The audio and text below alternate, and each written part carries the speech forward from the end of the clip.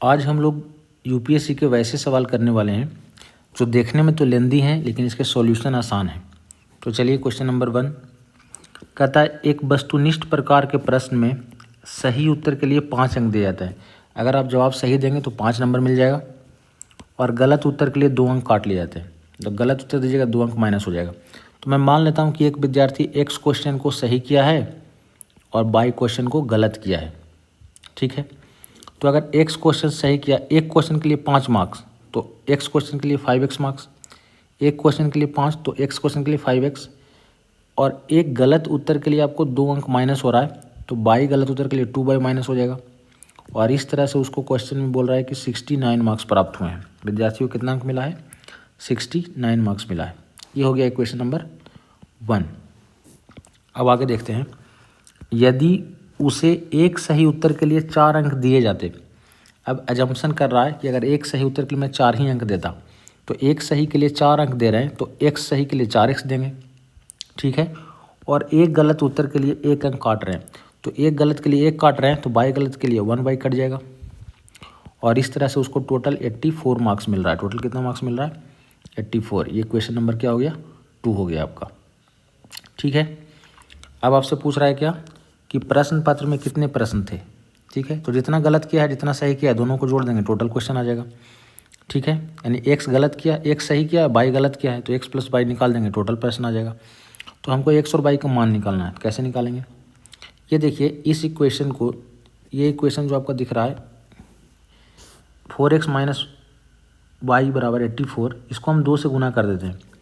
तो अगर इसे 2 से गुना करें तो क्या आ जाएगा? 8x minus 2 y is equal to 4 दूना 8 और 8 दूना 16।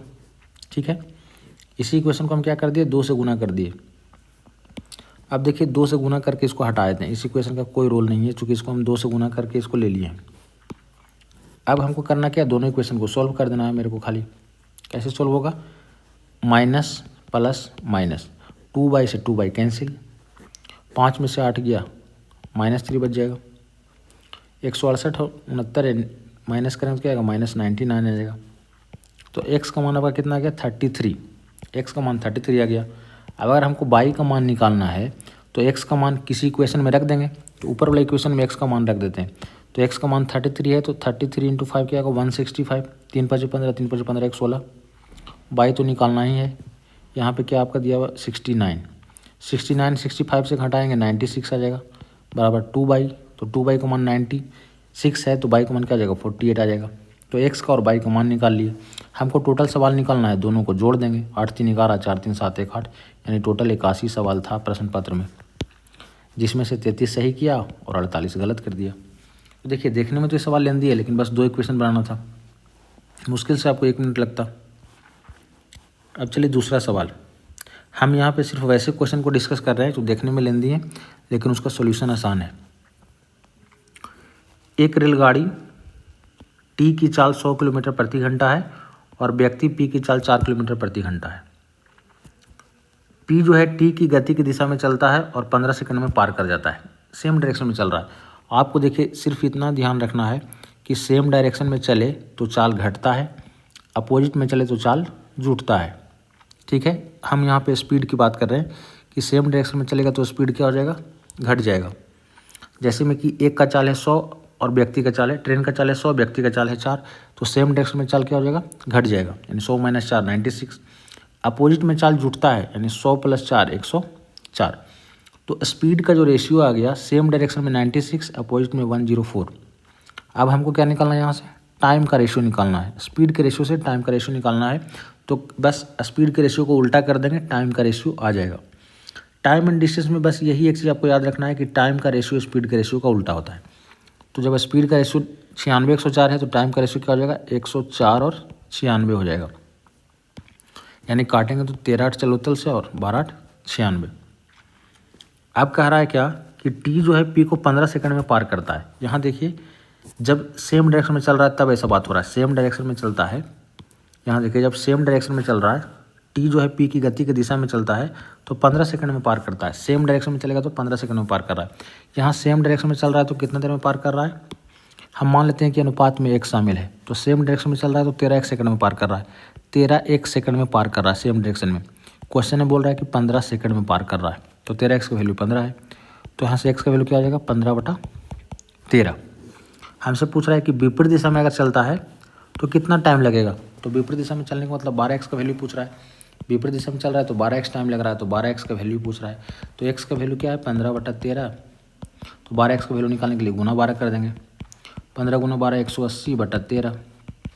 बस इसको सॉल्व करना है, एक बार में लगेगा 13, 5 0, 13 3 39, 11 0, 13 8 चलो तल से 13.8। अब देखिए 13.8 वाला सिर्फ एक ही ऑप्शन है, आगे हमको सवाल को सॉल्व करने की ज़रूरत नहीं है। 8 के आगे कुछ आएगा, 13.8 इसमें नहीं है, इसमें नहीं है, इसी में है, ये तो 14 है, तो ये तो नहीं होगा। तो 13.8 वाला एक ही ऑप्शन है। आगे भी आप चाहें तो एक लाइन और सॉल्व कर सकते हैं। तो ये क्वेश्चन कितना आसान था, बस आपको पता होना चाहिए कि सेम डायरेक्शन में चाल घट जाता है, अपोजिट में चाल छूट जाता है। चलिए अगला सवाल पे देखते हैं। कहता है मान लीजिए x/z चर है, ठीक है। x/z क्या है आपका वेरिएबल है, चर का मतलब क्या होता है वेरिएबल, जिसका मान बदलते रहता है। जो 2 3 4 या 5 के मान प्राप्त करते हैं, मतलब x/z जो है ये 2 3 4 या 5 इसी में से कोई चारों मान ले सकता है। x 2 3 4 5 में से कोई एक मान ले सकता है, y इसी तरह से 2 3 4 में से कोई एक मान ले सकता है, और z 2 3 4 5 में से कोई एक मान ले सकता है, ठीक है। सब जो है इसी चारों में से कोई एक मान ले सकता है, जिसके मान सदैव भिन्न रहते हैं। सदैव भिन्न रहने का मतलब क्या है कि अगर x 2 ले लिया तो y अब 2 नहीं ले सकता है, सबका मान डिफरेंट होना चाहिए। x का जो मान होगा y का मान वो नहीं होगा, उसके अलावा कोई नंबर हो सकता है। जैसे x का मान 3 हो गया तो y का मान 3 नहीं हो सकता है, 2 4 5 में से कोई हो सकता है। अगर x का मान 4 हो गया तो अब y का मान 4 नहीं होगा, ठीक है। मान सबका डिफरेंट होना चाहिए। अब कह रहा है यदि x गुना y प्लस जेड, x गुना y प्लस जेड व्यंजन के लिए m और n क्रमशः बहुत्तम संभव मान और लघुत्तम संभव मान है, ठीक है। Largest possible value and smallest possible value, ये जो है अगर m क्या है लार्जेस्ट पॉसिबल वैल्यू है, लार्जेस्ट पॉसिबल वैल्यू, और n क्या है, n आपका है smallest possible value, smallest possible value. तो लार्जेस्ट वैल्यू कैसे निकालेंगे, देखिए लार्जेस्ट वैल्यू निकालना है तो x और y को बड़ा बड़ा रखना पड़ेगा आपको। तो 2 3 4 5 में सबसे बड़ा कौन है, 4 और 5 है, तो 1 को 4 1 को 5 रख देते हैं। गुना वाला टर्म हमेशा सबसे बड़ा होना चाहिए, गुना वाला टर्म सबसे बड़ा होना चाहिए। तो क्या हो जाएगा 5 चौ 20 प्लस, अब जेड बच गया, तो 4 5 आप ले लिए हैं तो अब 4 5 तो नहीं ले सकते हैं, अब 2 या 3 में से कोई और ले सकते हैं। तो बड़ा मान निकालना है तो जेड का 2 या 3 में सबसे बड़ा लेंगे, तो 2 या 3 में बड़ा 3 है, तो 20 प्लस 3 कितना हो जाएगा 23, यानी m का जो वैल्यू आएगा वो 23 आ जाएगा। अब n क्या है स्मॉलेस्ट पॉसिबल वैल्यू है, तो स्मॉलेस्ट वैल्यू अगर आपको निकालना है ये फॉर्मेट है, इसमें स्मॉलेस्ट पॉसिबल वैल्यू चाहिए तो गुना वाला टर्म को सबसे छोटा रखना पड़ेगा। तो सबसे छोटा वैल्यू क्या है 2 3 4 5 में सबसे छोटा 2 3 है, तो 2 3 रख दिए, 2 3 3 गुना 6 हो गया। अब जेड को क्या रखेंगे, 4 और 5 बच ही रहा है, इसी में से अगर हमको 4 लेंगे तो सबसे छोटा वैल्यू आएगा, 5 लेंगे तो थोड़ा बड़ा आ जाएगा, तो सबसे छोटा वैल्यू निकालना है तो 4 ले लेंगे, तो 6 4 कितना आ गया 10, यानी ये आपका आ गया 10।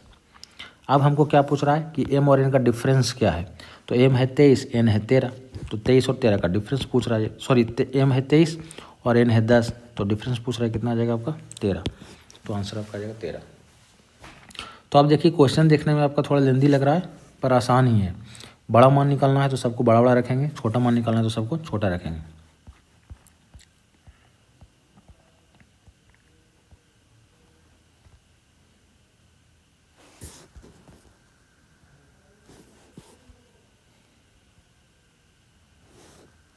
चलिए अगला सवाल क्या है आपका, ये भी देखने में देखिए बहुत लंबा सवाल लग रहा है पर इसका सॉल्यूशन बहुत ही आसान है। कह रहा है 3 भागीदार ए बी सी एक व्यवसाय शुरू करता है, 3 पार्टनर है ए बी और सी, तीनों ने मिलकर क्या किया एक व्यवसाय शुरू किया। फिर कह रहा ए ने 1/3 अवधि के लिए पूंजी का 1/3 निवेश किया, ए 1/3 निवेश कर रहा है, टाइम भी 1/3 दे रहा है। बी ने 1/4 अवधि के लिए पूंजी का 1/4 निवेश किया, टाइम भी 1/4 और पूंजी भी 1/4। और देखिए 1/3 1 कर रहा था, 1 1/4 कर रहा है, तो 3 और 4 का एलसीएम कितना आएगा 12 आएगा, तो हम मान लेते हैं कि टोटल मेरा जो पूंजी है वो 12 है। टोटल मेरा जो पूंजी है वो कितना रुपया है, 12 रुपया है। और मैं मान लेता हूँ टोटल जो टाइम है वो टाइम टोटल मेरा क्या है, 12 मंथ है। टोटल 12 महीना मेरा टाइम है, ये मैं मान लिया हूँ।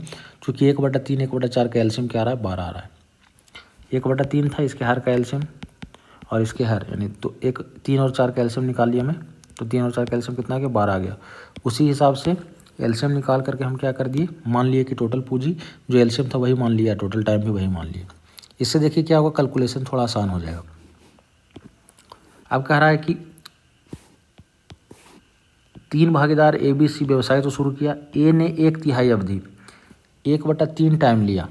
अब आपको एक ध्यान रखना है कि पूंजी को अगर हम टाइम से गुना करेंगे, पूंजी को टाइम से गुना करेंगे तो किसका भाई वैल्यू आएगा, लाभ का वैल्यू आएगा। पूंजी को टाइम से गुना करेंगे तो लाभ आ जाएगा।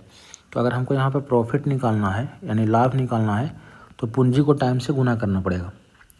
तो ये देखिए 1/3 अवधि के लिए निवेश किया है। तो चूँकि टाइम है 12 महीना, तो 12 के 1/3 कितना आएगा, 4 आ जाएगा। टाइम तो आ गया 4। पूंजी कितना है, पूंजी का 1/3 निवेश करता है। पूंजी टोटल 12 रुपया है, 12 का 1/3 4 आ जाएगा।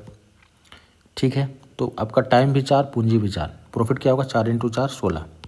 अब बी के बारे में देखते हैं। बी 1/4 अवधि के लिए, तो टाइम तो 12 महीना है, तो 1/4 12 का क्या आएगा, 3 आ जाएगा। पूंजी का 1/4 निवेश करता है, पूंजी मेरा 12 रुपया है, तो 12 का 1/4 क्या आएगा, 3 ही आएगा। तो पूंजी को टाइम से गुना करेंगे, प्रॉफिट आ जाएगा, तो इसका प्रॉफिट 9 हो गया। अब सी के बारे में देखते हैं। सी ने संपूर्ण अवधि के लिए, संपूर्ण अवधि यानी 12 महीने के लिए, तो सी का टाइम है 12 महीना। शेष पूंजी का निवेश किया। शेष पूंजी मतलब ए अगर 4 रुपया निवेश कर रहा था और बी 3 रुपया निवेश कर रहा था, तो 4 रुपया ए 3 रुपया बी यानी 7 रुपया निवेश हो गया। तो टोटल पूंजी मेरा 12 रुपया ही है। 12 रुपया में से 7 रुपया तो ए और बी निवेश कर दिया, तो सी कितना निवेश करेगा, 5 रुपया। तो टाइम और पूंजी को गुना करेंगे, लाभ आ जाएगा, यानी सी का लाभ कितना आ जाएगा, 60 रुपीज़ आ जाएगा। तो सी का लाभ आपका आ गया 60 रुपीज़। अब तीनों का लाभ चूँकि हम निकाल चुके हैं पूंजी टाइम को गुना करके, आगे क्या कह रहा है, 17,000 के लाभ में सी का कितना लाभ मिलेगा। 17,000 टोटल लाभ है। यहाँ देखिए ए को मिला 16, बी को मिला 9 और सी को मिला 60। तो 16 और 9 25, 25 60 85, यानी तीनों को मिला के टोटल लाभ कितना हो गया, 85। और यहाँ क्वेश्चन में बोल रहा है कि टोटल जो लाभ है वो 17,000 है। आप चाहें तो यहाँ पे एक्स मान लेते हैं कि अनुपात में एक्स शामिल है, तो टोटल लाभ हो गया 85x। और क्वेश्चन बोल रहा है कि टोटल लाभ 17,000 का है, तो 85x का वैल्यू 17,000 है। अब देखिए 17 × 5 = 85। ठीक है, यहाँ देखिए यहाँ पे 1000 बच गया, 5 से काटेंगे तो 20 × 5 = 100, 200 हो जाएगा। यानी x का मान आपका आ गया कितना, 200 हो गया। ठीक है, जब x का मान 200 हो गया, आपसे पूछ रहा है सी को कितना लाभ मिलेगा। तो सी को तो 60x लाभ मिल रहा है, तो 60x का वैल्यू निकालना है आपको। x का वैल्यू 200, तो 60x का वैल्यू 200 × 60 यानी 12,000 आ जाएगा। आंसर क्या आ जाएगा, 12,000। देखिए क्वेश्चन देखने में लेंदी लग रहा है, बस सॉल्यूशन इसका क्या है, आसान ही है। चलिए अगला सवाल पे आते हैं। ये देखिए ये क्वेश्चन और भी ज़्यादा लेंदी लग रहा है। कह रहा है क्या, एक्स के भार को केजी में एक्स द्वारा दर्शाया जाता है। कुछ क्वेश्चन हिंदी समझना है तो अंग्रेजी में देखिएगा, हिंदी में कुछ टाइपिंग मिस्टेक हो गया है। कहता है कि ABCD PQRS के भार मापे जाते हैं। 5 आदमी है, ABCD PQRS, सॉरी 8 आदमी है टोटल, ABCD और PQRS टोटल 8 आदमी है, इसका भार मापा जाता है। अभी दिया हुआ है कि A + B + C + D 17 है। यहाँ देखिए आपको दिया हुआ है A + B + C + D, चारों का भार मापे तो 17 kg आया। मान लेते हैं केजी में ये है, 17 kg आया। ठीक है, अच्छा केजी लिखा हुआ है ऊपर में, केजी में दर्शाया गया, तो 17 kg हो गया। अब A + C क्या है मेरा, 6 kg है। यहाँ देखिए ये A और C 6 किलो है।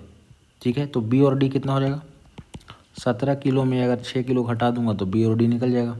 ठीक है, 17 किलो में A और C का वैल्यू 6 किलो है, A और C 6 किलो है, इसको 6 किलो घटा देंगे तो B और D निकल जाएगा। तो कितना आ जाएगा, ये 11 किलो आ जाएगा। तो B + D का वैल्यू कितना आ गया मेरा, 11 किलो आ गया। अब आगे देखते हैं। PQSD 15 है, P + Q + S + D = कितना है, 15 है। अब PQRB 17 है, क्या दिया हुआ है, P + Q + R + B कितना है आपका, 17 दिया हुआ है। P = R, देखिए P और R दोनों क्या कर रहा है, बराबर है। तो P के स्थान पर क्या हम R लिख सकते हैं? अगर P और R दोनों बराबर है तो P के स्थान पर हम क्या लिख सकते हैं? P को हटा के इसके स्थान पर R लिख देते हैं, जो कि P और R दोनों इक्वल ही हैं। कोई दिक्कत? Q और S बराबर है तो Q के स्थान पर हम S लिख सकते हैं, Q और S दोनों एक ही है। तो आप कहेंगे ठीक है, लिख दिए। यहाँ भी देखिए P और R बराबर था तो P के स्थान पर हम क्या लिख सकते हैं? R लिख सकते हैं, क्योंकि P और R दोनों बराबर ही है। और Q और S बराबर है तो Q के स्थान पर हम क्या लिख सकते हैं? S लिख सकते हैं। ठीक है, अब देखिए यहाँ पे क्या आ गया, अगर इन दोनों को हम सॉल्व करें, इन दोनों को अगर हम घटा दें, इन दोनों इक्वेशन को, इक्वेशन नंबर 1 और इक्वेशन नंबर 2 को, तो R और R तो कट जाएगा, S और S भी कट जाएगा। ठीक है, यहाँ पे क्या बच गया? यहाँ आपका बच गया S R B और D, S माइनस R, कुछ लगता है गड़बड़ हो गया, एक सेकंड फिर से देखता हूँ थोड़ा सा। B प्लस D तो 11 आ गया। चलिए ये दोनों तो सॉल्व हो गया। आगे देखता हूँ क्या लिखा हुआ है, P plus Q plus S plus D is equal to 15, और यहाँ दिया हुआ है P plus Q plus R plus B is equal to 17 दिया हुआ है। चलिए अब कह रहा है कि P और R दोनों बराबर है और Q और S दोनों बराबर है, Q और S दोनों बराबर ही हैं, तो Q के स्थान पर यहाँ हम S लिख सकते हैं, जो Q और S बराबर है। ठीक है, और P और R बराबर है तो P के स्थान पर R या R के स्थान पर हम लोग P लिख सकते हैं, तो यहाँ पे R के स्थान पर हम लोग P लिख दिए। अब चलिए यहाँ P प्लस P क्या हो गया? 2P, जोड़ देता हूँ, 2P और एक P यहाँ भी है, यानी ये हो गया आपका 3P हो गया, यहाँ 2S हो गया प्लस Q हो गया। अच्छा, Q के जगह पर Q जो S के बराबर है, Q के बराबर क्या है? S है, तो Q के जगह पर S ले देते हैं, तो S 3 हो गया तो 3S हो जाएगा ये। ठीक है, S 3 हो गया तो 3S हो गया, P 1 2 3 3 बार तो 3P हो गया, S 1 2 3 3 बार तो 3S हो गया। अब प्लस क्या बच गया? B प्लस D, सबको जोड़ दिए, यहाँ पे 17 15 क्या आ गया? 32। अब देखिए B और D का जो वैल्यू है वो 11 kg यहाँ पे हम लाए थे, तो B और D अगर 11 किलो रख दें और यहाँ से हम 3 कॉमन ले लें तो P प्लस S प्लस 11 बराबर 32 हो गया। 11 घटेगा तो क्या हो जाएगा? 21 हो जाएगा। तो 3 इंटू P प्लस S बराबर 21, तो P प्लस S कितना हो जाएगा? 7 हो जाएगा, यानी P प्लस S का वैल्यू 7 kg है। अब कौन सा कथन सही है ये हमसे पूछ रहा है। कह रहा B और D का भार, B और D का सम्मिलित भार P और Q के भार से कम है, तो P और Q का भार है कितना? P और Q के कुल भार से कम है। यहाँ देखिए, चूँकि S जो है Q के बराबर है, S Q के बराबर, यहाँ देखिए S Q के क्या है? बराबर है, S Q के बराबर है, तो S के स्थान पर हम यहाँ Q भी लिख सकते हैं, यानी P प्लस Q का मान 7 kg आ जाएगा। चूँकि S और Q बराबर दिया हुआ है तो S के स्थान पर Q लिख दिया, यानी P प्लस Q का मान भी 7 kg ही आएगा। अब क्वेश्चन में क्या बोल रहा है कि B और D का सम्मिलित भार जो कि 11 kg है, P और Q के भार से कम है, P और Q का भार तो 7 किलो है, इससे तो ये ज़्यादा लग रहा है, तो ये ऑप्शन क्या हो जाएगा? गलत हो जाएगा। ठीक है, ये ऑप्शन रॉन्ग हो गया आपका। फिर अगला ऑप्शन क्या दिया हुआ है कि P और Q का सम्मिलित भार, P और Q का भार कितना है? 7 किलो है, P और Q का भार कितना है? 7 किलो है। A और C के कुल भार से अधिक है, A और C के कुल भार से अधिक है। A और C का कुल भार देखिए क्वेश्चन में दिया है कि 6 किलो है, तो A और C का 6 है और कह रहा है कि P Q का भार इससे ज़्यादा है, तो इसका 7 है, ज़्यादा तो है ही, सही है आपका। ये क्या है? आपका करेक्ट आंसर है, तो ऑप्शन नंबर आपका क्या हो जाएगा? बी हो जाएगा। आगे चेक करने का ज़रूरत है ही नहीं। चलिए अब आगे बढ़ते हैं।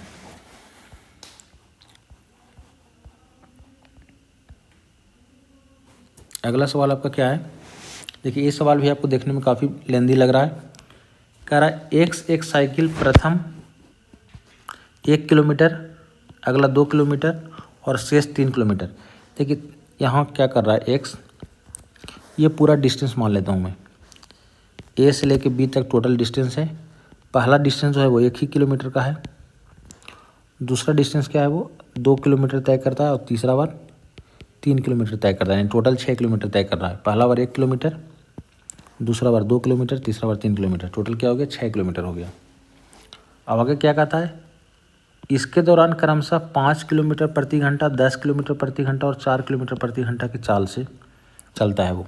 पहला जब चल रहा है तो वो 5 की स्पीड से चल रहा है, 5 किलोमीटर प्रति घंटा, दूसरा बार 10 किलोमीटर प्रति घंटा और तीसरा बार 4 किलोमीटर प्रति घंटा, और इस तरह से 6 किलोमीटर की यात्रा पूरा हो गया। ठीक है, 6 किलोमीटर यात्रा पूरा हो गया। अब देखिए कितना समय लगाया, x कितना समय लगाया वो हम निकालते हैं। किसका समय निकाल रहे हैं, x का। तो क्या समय क्या होता है, दूरी बटा चाल। टाइम होता क्या है, डिस्टेंस बाई स्पीड।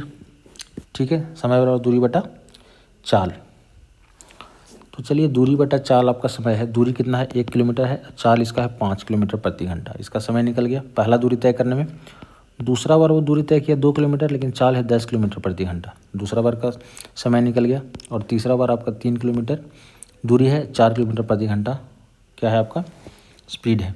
तो जब भी आप टाइम से डिस्टेंस से स्पीड में भाग देंगे आपका टाइम आ जाएगा। तो तीनों टाइम निकल गया, इसका टाइम, इसका टाइम, इसका टाइम, तीनों का टाइम निकल गया। अब इसको एलसीएम लेते हैं, 20 इसका एलसीएम आ जाएगा। इनका जोड़ आपको आता है 5 चौ 20, 10 दूना 20, 2 दूना 4, 4 पच्चीस 20, 5 3 15, यानी 15 4 19 4 23, 23/20 घंटा इसको लग गया। ठीक है, कितना घंटा लगा, 23/20 घंटा। अगर इसको मिनट में बदलना चाहूँ मैं तो 60 से गुना करना पड़ेगा। ठीक है, 60 से गुना करना पड़ेगा। मिनट में बदलने के लिए 60 से गुना करना पड़ेगा। तो 20 × 60, 23 × 69, यानी टोटल इसको 69 मिनट का टाइम लगेगा। अब यही चीज़ मैं बाई के लिए निकालता हूँ। किसका समय निकाल रहा हूँ, अब बाई का टाइम निकाल रहा हूँ। कह रहा है बाई वही दूरियाँ, दूरी तो सेम ही है, लेकिन 4 के स्पीड से, 10 के स्पीड से और 5 के स्पीड से चलता है वो। तो दूरी पहला 1 किलोमीटर था, दूसरा दूरी 2 किलोमीटर था, तीसरा दूरी 3 किलोमीटर था। पहला दूरी को वो चला किसके स्पीड से, 4 के स्पीड से, दूसरा दूरी को चला किसके स्पीड से, 10 के स्पीड से, तीसरा दूरी को 5 के स्पीड से। तो इसको कुल कितना समय लग गया निकाल देता हूँ। एलसीएम इसका भी 20 ही आएगा, 4 पच्चीस 20, 10 दूना 20, 2 दूना 4, 5 चौ 20, 4 4 3 12, 5 और 9 12 21, 21/20 घंटा इसको टाइम लगा। मिनट में बदलने के लिए 60 से गुना, 20 × 60, 21 × 63, यानी इसको 63 मिनट टाइम लग रहा है। कह रहा है बाई कितने मिनट पहले यात्रा पूरा कर लेगा। तो बाई 63 मिनट लगा रहा है, 169 मिनट लगा रहा है, तो 6 मिनट पहले यात्रा पूरा हो जाएगा। क्या हो जाएगा, 6 मिनट पहले यात्रा पूरा हो जाएगा। चलिए देखिए आसान सवाल था, देखने में केवल लेंदी लग रहा था। अगला देखिए, ये तो देखने में भी छोटा ही लग रहा है, बस इसका थोड़ा सा लैंग्वेज आपको समझना है। कहता है कितनी 3 अंकीय संख्याओं को 2 के पूर्णांकीय घात के रूप में व्यक्त किया जाता है। 2 का पूर्णांकीय घात क्या होता है, 2 का पावर कितना ये पूछ रहा है वो। 2 का पूर्णांकीय घात, 2 का पूर्णांकीय घात, ये देखिए 2 का पूर्णांकीय घात 1 है, 2 का घात 2 है, 2 का घात 3 है, 2 का घात 4 है। ठीक है, 2 का घात 1, 2 का घात 2, 2 का घात 3, 2 का घात 4, 5, 6, 7, 8, 9, 10। तो ये कह रहा है कि कितने 3 अंकीय संख्या है जो 2 के पूर्णांकीय घात के रूप में लिख सकते हैं आप उसको। 3 अंकीय संख्या है जिसको 2 के पूर्णांकीय घात के रूप में लिख सकते हैं। तो देखिए 2 का पावर 5 आपको पता होगा 32 होता है, 2 का पावर 6 64 होता है, 2 का पावर 7 128 होता है। हर बार 2 से गुना करते जाएंगे, 128 दूना 256, 256 दूना 512, 512 दूना 1024। ठीक है, तो कितना 3 अंकीय संख्या है जो 2 के घात के रूप में लिखाया, तो 128 लिखाया, 256 लिखाया, 512 लिखाया। इधर तो 2 अंकीय संख्या है, इधर 4 अंकीय संख्या हो गया।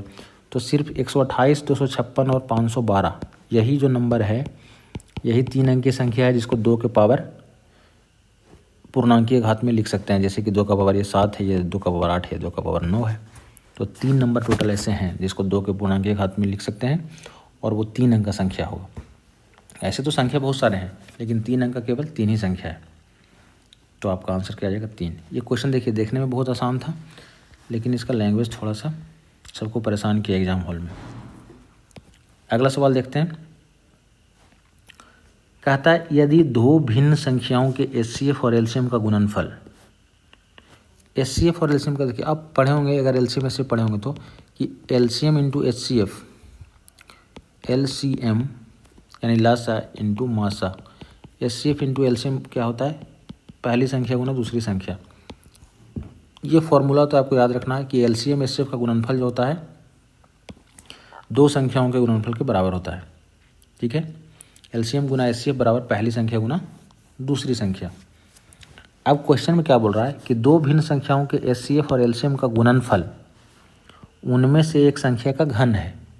ठीक है, तो मैं एक संख्या को ए मान लेता हूँ, पहला संख्या को मैं मान लेता हूँ ए, मैं पहला संख्या को मान लेता हूँ ए और दूसरा संख्या को मैं मान लेता हूँ बी। ठीक है, तो एलसीएम इंटू एचसीएफ क्या हो जाएगा आपका, दोनों संख्याओं का गुणनफल। चूँकि एलसीएम इंटू एचसीएफ होता क्या है, पहली संख्या गुना दूसरी संख्या, तो एक संख्या को मैं ए माना हूँ, एक संख्या को बी मान लिया हूँ। अब कह रहा हूँ गुणनफल जो है उसमें से एक संख्या का घन है। ये गुणनफल जो है ये क्या है, एक संख्या का घन है, तो मान लेते हैं कि ए संख्या का घन है तो एक क्यू हो जाएगा। गुणनफल एक्चुअली में जो है किसी एक संख्या का घन है, यानी ए का घन है तो एक क्यू, अगर बी का घन रहता तो बी क्यू। कोई फर्क नहीं पड़ता है कि किसका घन है, ए का घन रहेगा तब भी वही आंसर आएगा, बी का घन रहेगा तब भी वही आंसर आएगा। तो दो संख्या मान लिए ए और बी, तो इसका घन जो इसका गुणनफल है वो क्या है, किसी एक संख्या का घन है, तो कोई भी एक संख्या का घन कर दिए। अब देखिए ए से एक कट जाएगा, दो ए बच जाएगा, यानी ए स्क्वायर इजकल टू क्या आ गया मेरा, बी आ गया। तो आप संख्या माने थे ए और बी, पहला संख्या ए माने थे, दूसरा संख्या बी माने। दूसरा संख्या बी जो है बी के स्थान पर अब क्या आ गया, ए स्क्वायर आ गया, क्योंकि बी जो है ए स्क्वायर के बराबर है। अब कह रहा निम्नलिखित में कौन सा कथन सही है, कथन कौन सा सही है जो पूछ रहा है।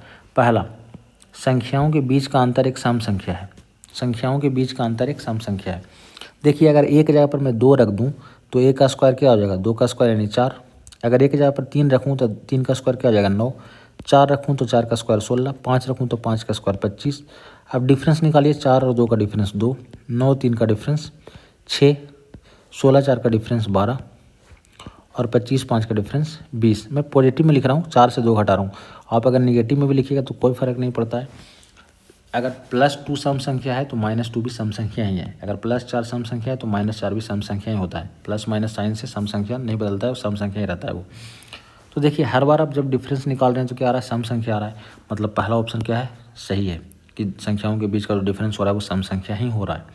ठीक है, दूसरा, संख्याओं में से एक संख्या एक पूर्ण वर्ग है, तो एक संख्या ए है, एक संख्या ए स्क्वायर है। देखिए ए स्क्वायर का मतलब ये कि ए का पूर्ण वर्ग है, ये तो पूर्ण वर्ग तो है ही, दिखने में ही ए स्क्वायर लग रहा है, तो ए स्क्वायर क्या होता है, पूर्ण वर्ग ही होता है। ठीक है, स्क्वायर का मतलब ये पूर्ण वर्ग है, तो दोनों ही ऑप्शन आपका क्या है, करेक्ट है। तो ये भी क्वेश्चन देखने में लेंदी था लेकिन थोड़ा आसान ही था। चलिए अगला सवाल की तरफ देखते हैं।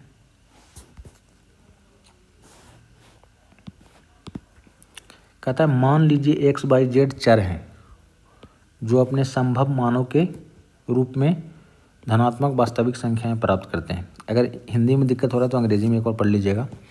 यह दिया गया है कि बाई एक्स स्क्वायर के, देखो यहाँ पढ़ते हैं, y is directly proportional to x square.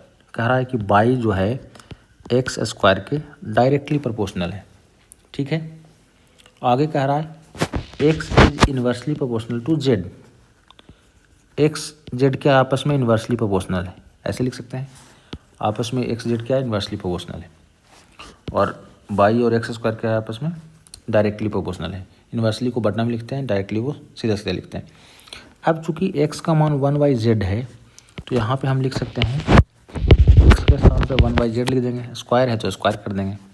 तो बाई क्या आ गया, directly proportional to 1/z square आ गया। यहाँ से एक्स का मान यहाँ पुट कर दिए। अब देखिए जैसे ही प्रोपोर्शनलिटी का हम साइन हटाएंगे तो उसके स्थान पे बराबर, जैसे ही प्रोपोर्शनलिटी का साइन हटा के इसके स्थान पे बराबर देंगे तो एक कांस्टेंट अपने आप से यहाँ पे आ जाएगा, एक कांस्टेंट अपने आप से आ जाएगा। तो इक्वेशन आपका आ गया बाई बराबर k इंटू 1/z स्क्वायर। चलिए अब हमसे क्या बोल रहा है, कहता है कि एक्स जेड के जेड का मान अगर 7/25 है तो एक्स और बाई का मान 5 और 50 है। यहाँ से देखिए बाई का मान मेरे को दिया हुआ है क्या, 50 दिया हुआ है, तो बाई का मान अगर मैं यहाँ पे 50 रख दूँ, यहाँ पे बाई का मान अगर मैं 50 रख दूँ तो 50 is equal to k into 1/z square हो जाएगा। और जेड का मान कितना दिया हुआ है, जेड का मान दिया हुआ है कितना, 7/25, 7/25 25, तो 25 कहाँ चला जाएगा, ऊपर चला जाएगा। अब स्क्वायर करूँगा तो 49 आ जाएगा, 25 का स्क्वायर 625 आ जाएगा। तो यहाँ से हम के का वैल्यू निकाल पाएंगे 50 गुना 49 बटा 625। मैं चाहूँ तो इसको काट ले सकता हूँ, लेकिन काट नहीं रहा हूँ। अब आगे इसको सॉल्व करता हूँ। आगे फिर से इसी इक्वेशन को लेकर चलूँगा, बाई इज इक्वल टू के इंटू 1/z²। सेम इक्वेशन को लेकर आगे चलेंगे। कह रहा है बाई जब 98 है तो जेड किसके बराबर है। अब कह रहा है बाई 98 है तो जेड किसके बराबर है, तो जेड का मान हमको निकालना है। ठीक है, तो के का मान तो हम ऑलरेडी निकाल चुके हैं पहला इक्वेशन से। ठीक है, इसी इक्वेशन का यूज़ करके अलग वैल्यू दिया था शुरू में, उससे हम के का मान निकाल लिए हैं। तो के का मान रखते हैं 50 गुना 49 अब बटा 625। अब चलिए 49 इंटू 2 98 हो जाएगा, 2 से काटेंगे 25 गुना 50। अब 25 का स्क्वायर 625 होता है। तो 1/z², सॉरी z² को उधर लेके जाएंगे तो z² बराबर हो जाएगा 1/25। तो z² 1/25 है तो z का मान क्या हो जाएगा 1/5 हो जाएगा। ठीक है, चलिए आगे चलते हैं। अगर आपको किसी भी क्वेश्चन में दिक्कत हो तो मुझे आप इस नंबर पे व्हाट्सअप कर सकते हैं। किसी भी तरह का आपको सीसेट में प्रॉब्लम है, चाहे वो मैथ में प्रॉब्लम है या रीजनिंग में प्रॉब्लम है, तो हमको आप इस नंबर पे व्हाट्सअप कर सकते हैं, अपना परेशानी बता सकते हैं आप। मैं आपकी परेशानी को सॉल्व करने का पूरा प्रयास करूँगा। चलिए अगला सवाल देखते हैं। कोई भी दिक्कत हो हमें बेझिझक कॉल कीजिए आप।